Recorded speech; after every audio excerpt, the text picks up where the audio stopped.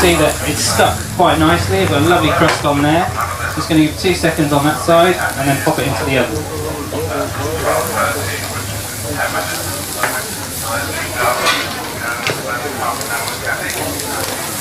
You can really smell the pepper, can't you? Yeah, exactly, yeah. Lovely.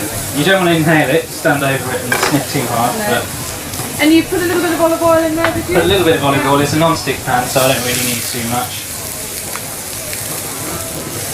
So I'm just browning the other side, just give it some flavour, and then just straight onto a roasting tray, and we'll pop that into the oven for about 10 minutes, 10 to 12 minutes.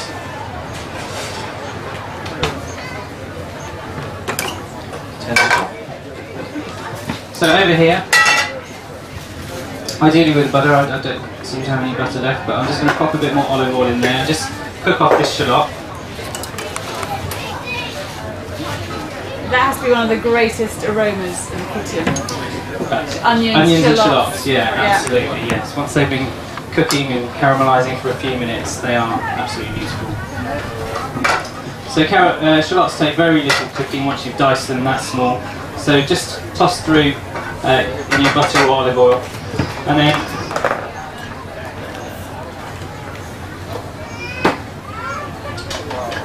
I'm going to be using some wild garlic in this.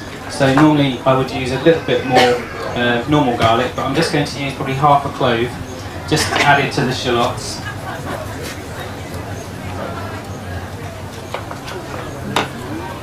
Just roughly chopped.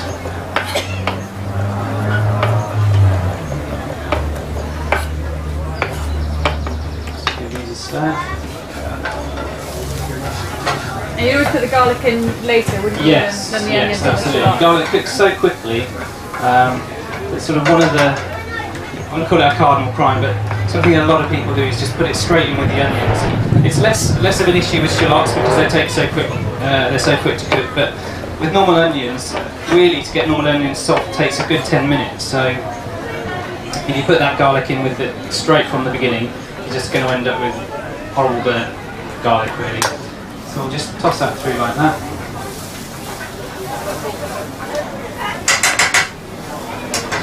Again, we love the smell of cooking garlic. Right, I've got some wild garlic here. Has anyone ever seen wild garlic before? Yeah? So I went out this morning down to East Hendred, near where I live, and had a good walk around. And there's a little spot there that is a jungle of wild garlic, and you can smell it from quite far away. And it comes out about a month ago and sort of goes into leaf, and the leaf is really nice, a nice delicate flavour of garlic. So you just need to pick those off. Yeah, when you're picking herbs, wild herbs, yeah, always sort of that rule of thumb of how high dogs can cock their legs. yeah, absolutely, yeah. How far away from the path to go. Yeah. And also how far away from the tree where the bird is above. That was my strategy this morning. I noticed a few areas where the wild garlic was being bombarded. So cookery and bushcraft in one. Yeah, absolutely. And, foraging is becoming so popular now. Going out and finding stuff that you don't actually have to pay for We all is like good. that. We like that, don't we? So I've got my broad beans here. I'm just going to add that to the pan. Just stir through with the shallot.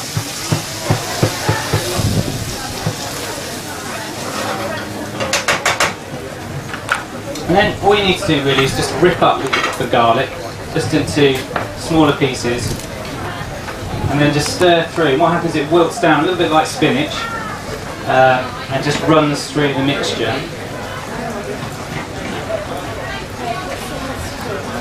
And you want to drive off some of that liquid.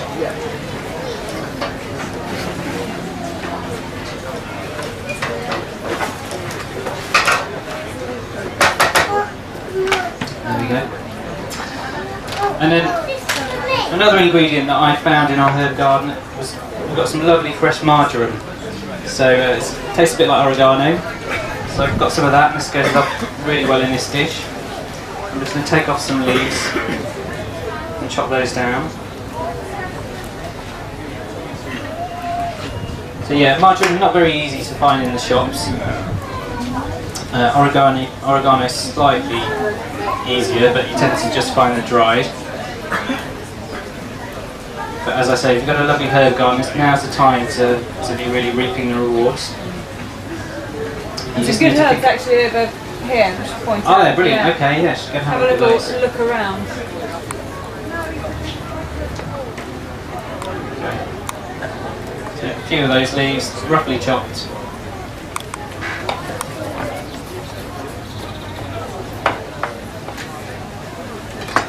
Added on. My garlic, wild garlic is beginning to wilt into there now.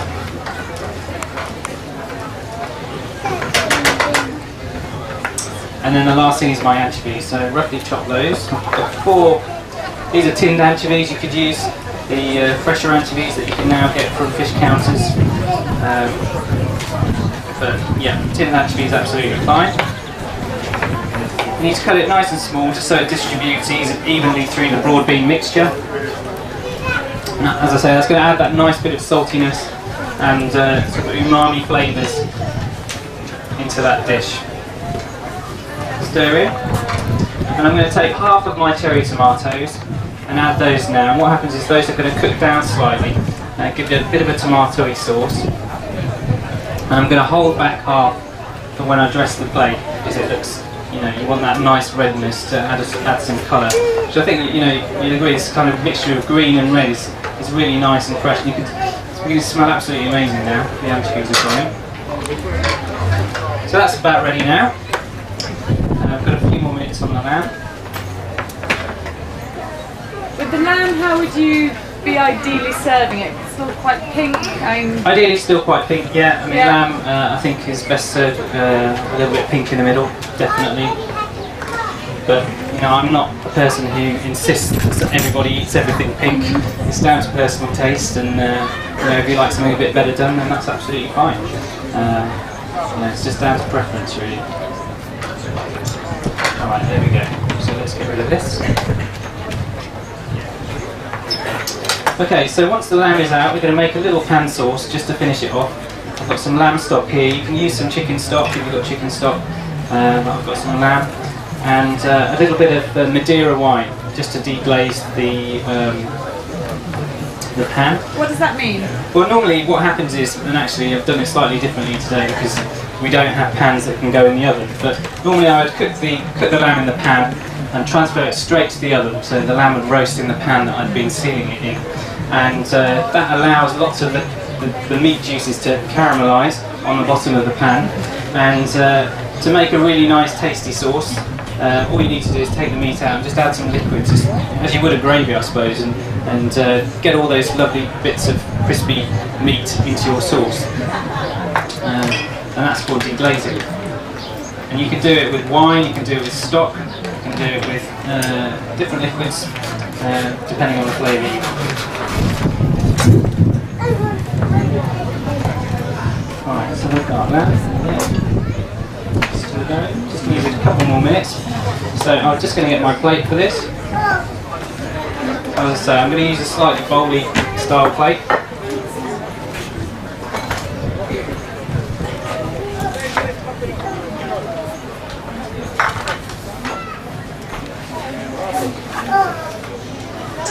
There we go. One thing I wanted to mention, does anyone make jam here? Yeah? We have at our cookery school and our location, we have a jam festival every year. It's a massive thing. Why doesn't that surprise me? I know. It's actually a competition. We have about 8 different classes that you can submit jams to, and we're trying to make it the biggest jam festival in the world. And this year, it normally happens in sort of October time. This year we're combining it with a Christmas festival. But if you're ever thinking about whether you want to have your jams judged by the WI, this is the way to do it. And you can start thinking about it now once you're beginning to harvest the fruit from your trees or from wherever you are, and you want to make a pot of jam. Just hold one back and enter it into the jam festival and see how you do. We have celebrity jams, we have children's jams, all kinds of different things. Alright.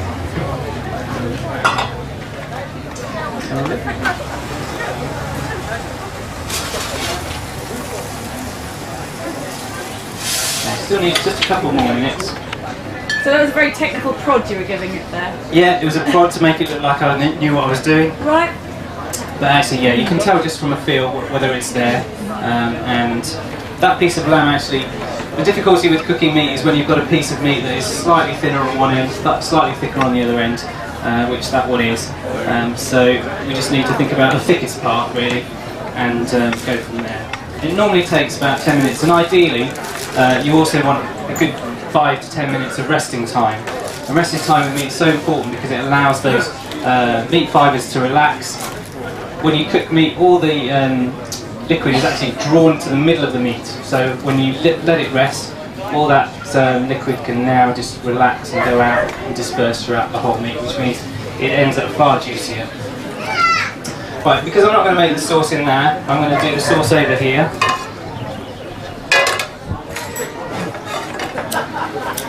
And add any juices that have come out from that tray.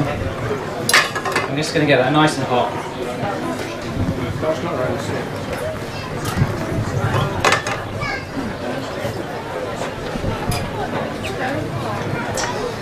And what I'm going to do is just add the Madeira, and whenever you're making a sauce with alcohol, it's very important that you burn off the alcohol first before you add any extra stock. That reduces the sort of tartness and the alcohol feeling that you have in your mouth. That's on hot now. So I'm just going to add my Madeira to that pan and almost reduce that almost to a syrup. Because all you want is a hint of the sweetness of the Madeira, a little bit of bite, but you don't want it to be too liquidy. And again, that is another of my favourite smells, just alcohol, no, Madeira burning off. So there's a slight sherry smell if you've never had Madeira. You have to keep an eye on that though, don't you? You do, you don't want it to go to absolutely nothing. In a wide pan it really does go very, very quickly. So now I'm going to add my stock, just a little bit, and just reduce that down to a sauce. Right, so I'm going to pull out my lamb now.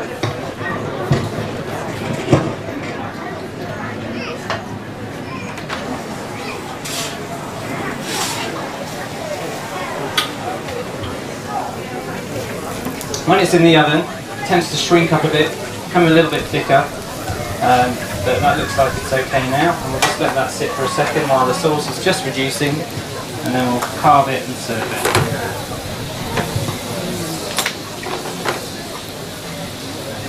Hi, just thought I'd mention whilst I'm standing up here about the cafe. Just going to pop this onto our board.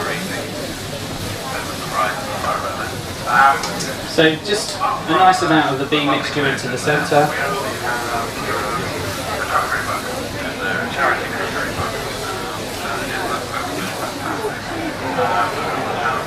Okay. Then just add a few more of the oven-dried tomatoes on top.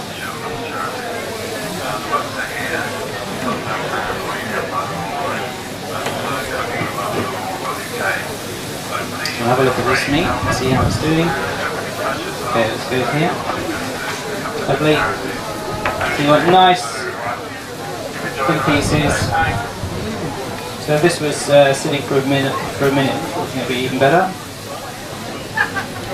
When you rest meat, do you usually just leave it out like that, or would you cover it? No, never cover it, because actually you just want it to cool on its own. Just keep it in a slightly warm area, warm plate, and let it do its own thing.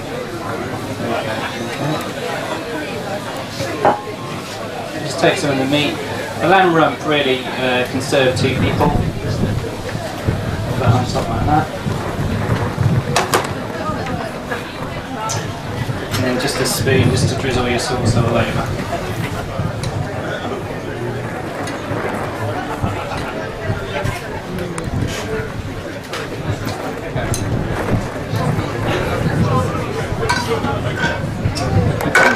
So that's my second dish, which is your peppered lamb rump with broad beans, anchovies, tomatoes, and marjoram and wild garlic.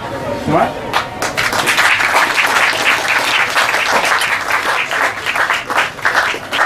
Okay, well, thank you everyone for listening.